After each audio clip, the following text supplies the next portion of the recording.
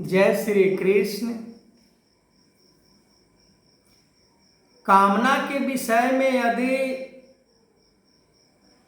बात को की जाए तो कामना इतना महान है कि कामना को गुण को समझ पाना बड़ा मुश्किल है। संसार में हमें कामना ही बंधन का कारण बनता है। परमात्मा को प्राप्त करने को छोड़ के जितने भी हमारे मन के अंदर विचार उत्पन्न होता है, भाव उत्पन्न होता है, ये सभी कामना कहलाता है।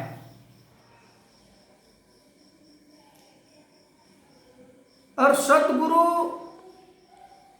किसी भी युग में कामना को पहले ही त्याग करवाया है। जैसे भगवान कृष्ण अर्जुन के लिए गुरु के समान थे। अर्जुन के मन में अनेकों कामना उत्पन्न हो रहा था, मैं युद्ध नहीं करूंगा, आगे आएगा कि ये मेरे परिवार हैं, समाज क्या कहेगा, अनेकों प्रकार के उनके मन के अंदर जो विचार उत्पन्न हो रहा था, तो एक कामना को ही लेकर हो रहा था। कामना उनके मन के अंदर लेस मात्र रह ही जाता था कि अपनों को ही मारना और अपनों को ही वध करना ये अच्छा काम नहीं है। इस संसार में परमात्मा को प्राप्त करना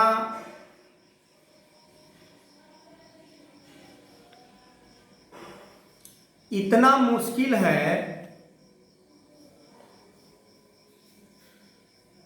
कि जिसका कोई हिसाब नहीं।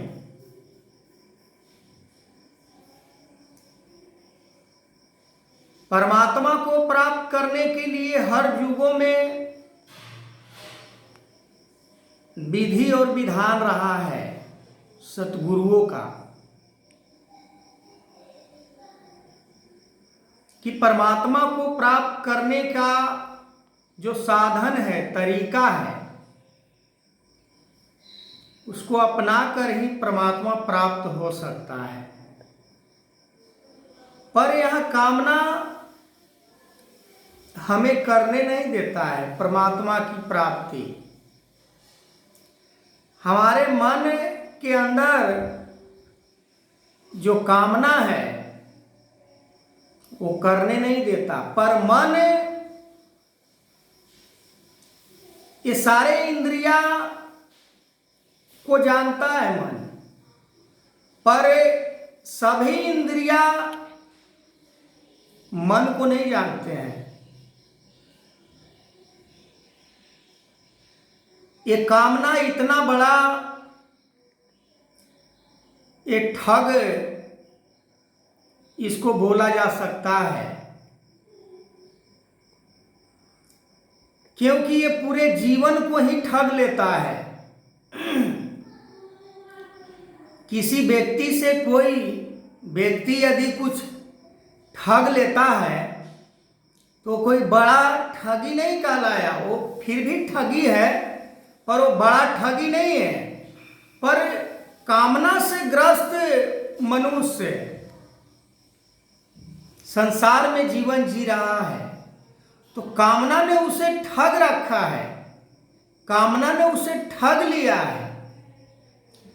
वो परमात्मा के तरफ उसका दृष्टि ही नहीं जाता, सोच ही नहीं जाता। आगे मैं इस वीडियो को कंटिन्यू करूंगा तब तक के लिए जय श्री कृष्ण।